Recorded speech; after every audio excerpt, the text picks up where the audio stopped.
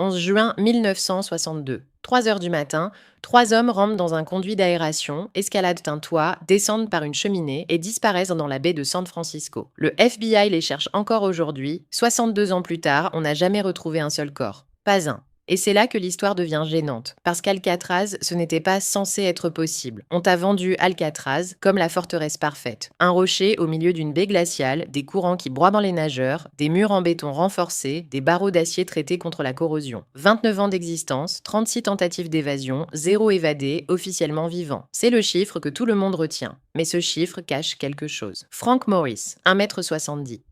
QAH de 133, le genre de cerveau qu'on enferme parce qu'on ne sait pas quoi en faire dehors. À côté de lui, les frères Anglin, John et Clarence. 2 braqueurs de banque du Sud, calmes, méthodiques, capables de tenir leur langue pendant des mois. 3 hommes, une cellule au coin du couloir D et un mur qui n'était pas si solide que ça. Voilà ce que personne ne te dit clairement. Le béton autour des grillets d'aération s'est frité depuis des années. L'humidité, le sel, le temps.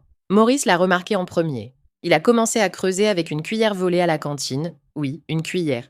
Et il a élargi le trou, centimètre par centimètre, nuit après nuit, en cachant le bruit derrière l'orchestre de la prison qui répétait juste à côté, pendant 6 mois. Mais creuser, ce n'était que l'étape 1. Le vrai problème, c'était de ne pas se faire repérer pendant qu'on dormait dans une cellule vide. Et c'est là que ça devient irréel. Maurice fabrique des têtes, de vraies têtes humaines, avec du papier mâché, du savon, du dentifrice et des cheveux récupérés dans les bacs du salon de coiffure de la prison. Il les peint à la main, il les pose sur les oreillers. Les gardiens passent toutes les heures, voient une silhouette, voient une tête, cochent sur la case. Présent. Pendant que les vrais corps rampent dans des couloirs techniques au-dessus du plafond. Le 11 juin, à 21h30, ils se couchent. À 22h30, ils ne sont plus dans leur lit. Ils sont sur le toit du bâtiment principal, à 5 étages au-dessus du sol, et ils gonflent un radeau qu'ils ont cousu eux-mêmes avec plus de 50 imperméables volés. Cousus, à la main, avec des aiguilles fabriquées à partir de trombones. Et là, le moment qu'on ne te raconte jamais correctement. Ils descendent, ils mettent le radeau à l'eau au nord de l'île, ils pagaient, et puis, plus rien. Aucune trace, aucun témoin, aucun cadavre rejeté par les courants. Le lendemain matin, le FBI lance la plus grosse chasse à l'homme du pays. Hélicoptères, vedettes, hommes grenouilles fouillent des plages sur 300 km. Rien. Tu te dis sûrement que les courants les ont emportés.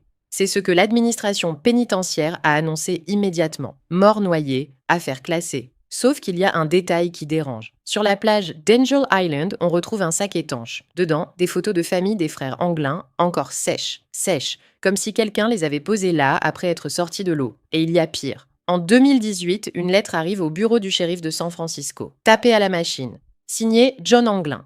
Mon frère Clarence est mort en 2008. Frank Morris en 2005. Moi, j'ai 83 ans et j'ai un cancer. Si vous me laissez aller à l'hôpital, je vous dis tout. Le FBI analyse l'écriture. Résultat officiel, ni concluant, ni exclu. Traduction, peut-être lui, peut-être pas. La famille Anglin, elle, affirme depuis des décennies recevoir des cartes postales du Brésil. Une photo en particulier circule depuis 1975. 2 hommes en costume sur une plage. Les visages, vieillis, ressemblent étrangement à John et Clarence. Alors la vraie question, ce n'est pas comment ils se sont échappés, ils l'ont fait. La cuillère, le papier mâché, les imperméables, c'est documenté. La vraie question, c'est pourquoi, 62 ans plus tard, le dossier est toujours ouvert. Pourquoi le service des US Marshals refuse encore de classer l'affaire? Pourquoi chaque agent affecté à ce dossier reçoit la même phrase quand il prend ses fonctions? Cherchez-les, ils sont peut-être encore en vie. Le mythe d'Alcatraz, ça n'a jamais été que personne ne pouvait s'en évader. Le mythe, c'est qu'on ait pu croire qu'une cuillère, 6 mois et 3 cerveaux patients, ça ne suffirait pas.